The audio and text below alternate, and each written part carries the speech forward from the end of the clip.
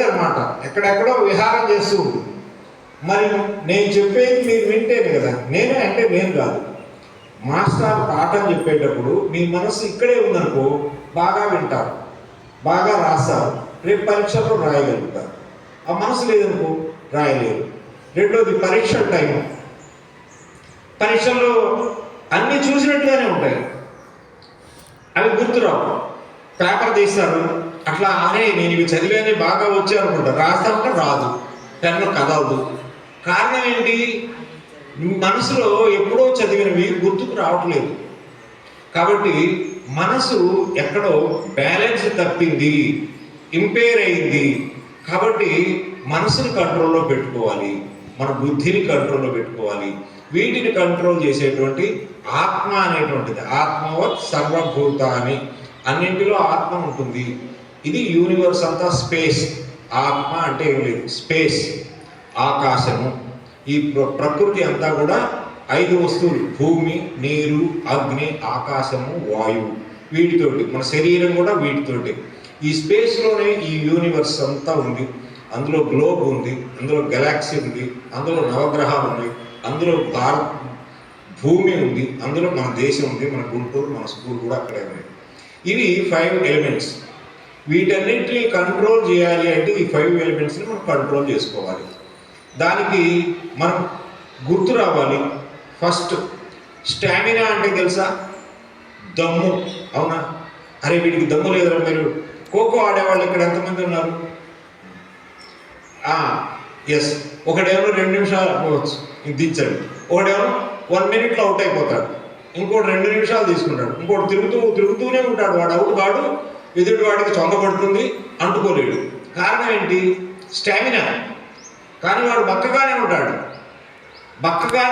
కానీ ఎదుటి వాడికి చిక్కాడు. ఏంటంటే స్టామినా, దమ్ము అంటాం. అది ఎక్కడి నుంచి వస్తుంది? కాబట్టి ఇవన్నీ చేయాలి అంటే మనకు రోజు కొద్దిసేపు లేవంగానే వ్యాయామం చేయాల్సి. డాక్టర్ గారు చెప్పారు కదా, పొద్దున్నే లేవంగానే కొంచెం నిద్ర లేవంగానే గోరువెచ్చటి నీళ్ళు తాగాలి. ఆ పని చేయండి.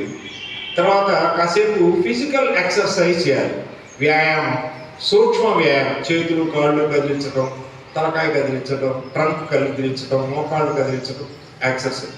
తర్వాత 2-3 చిన్న యోగా చేయాలి. ఇప్పుడు సమయం లేదు, ఈసారి కొంచెం ఆ గ్రౌండ్లో కొంచెం తీసుకెళ్ళి అప్పుడు మీకు ఈసారి యోగా అనేటువంటిది ఎట్లా చేయాలి అనేటువంటిది కూడా చేయిస్తాం. అందులో ఊరికి చెప్తే క్లాస్లో పాఠం చెప్పినట్టు చెప్తే యోగా రాదు, కానీ ఏదో ఒకటి చేయించాలి కదా. ఇప్పుడు మీకు అందుకని కూర్చొని చేసేటువంటిది ప్రాణాయామం అంటే ఏమిటి? దానివల్ల ఏంటంటే ప్రాణాయామం అంటే లోపలికి గాలిని ప్రయత్నపూర్వకంగా పంపించడం, వదిలించడం. మీరు అనుకుంటున్నారు గాలి పీల్చుకుంటున్నారు, లంగ్స్లో కెపాసిటీలో కేవలం 15% లంగ్ కెపాసిటీనే మీరు యూజ్ చేస్తున్నారు. దానివల్ల బాడీకి, బ్రెయిన్కి కావాల్సినటువంటి ఆక్సిజన్ కంటెంట్ లోపలికి వెళ్ళలేదు. దానివల్ల మీలో ఏకాగ్రత పెరగట్లేదు, అటెన్షన్ ఉండటం లేదు. ఒక కారణం. కాబట్టి ప్రాణాయామం రోజు కాసేపు చేయాలి. తర్వాత మెయిన్ బ్రెయిన్ ప్రశాంతంగా ఉండాలి అంటే కాసేపు ఓంకారం చేయటం వలన మనసు వైబ్రేషన్స్, బ్రెయిన్లో వైబ్రేషన్స్ వచ్చి మనసు అటు ఇటు తిరిగేది కాస్త చిన్నగా ఒక చోట ఉండటం.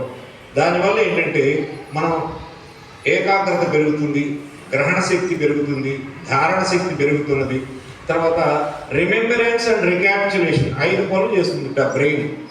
రికగ్నిషన్, రిమెంబరెన్స్, రినోటిఫికేషన్, రికగ్నైజేషన్, రికాప్చులేషన్ అనేటువంటి ఈ 5 పనులు చేసేటువంటి పని బ్రెయిన్ పెరుగుతుంది. అది కేవలం ఆహారం తినటమే కాకుండా మనము యోగాసనాల ద్వారా, ప్రాణాయామం ద్వారా, ధ్యానం ద్వారా వీటిని మనం సాధించవచ్చు. అందుకనే ఆహారం తినకపోయిన ఇదివరకు మునులు మహర్షులు అడవుల్లో ఉండి కేవలం కందమూలాదులు అంటాం కదా, రూట్స్ తిని వాళ్ళు 100 ఏళ్ళు 120 ఏళ్ళు ఎటువంటి ఆరోగ్యం హాస్పిటల్ అక్కడేమీ లేవు.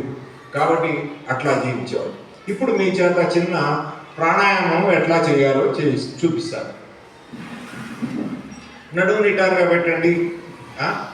నడుము నిటారుగా పెట్టారు కదా. ఇది డీప్ బ్రీత్ అంటే గాలి నెమ్మదిగా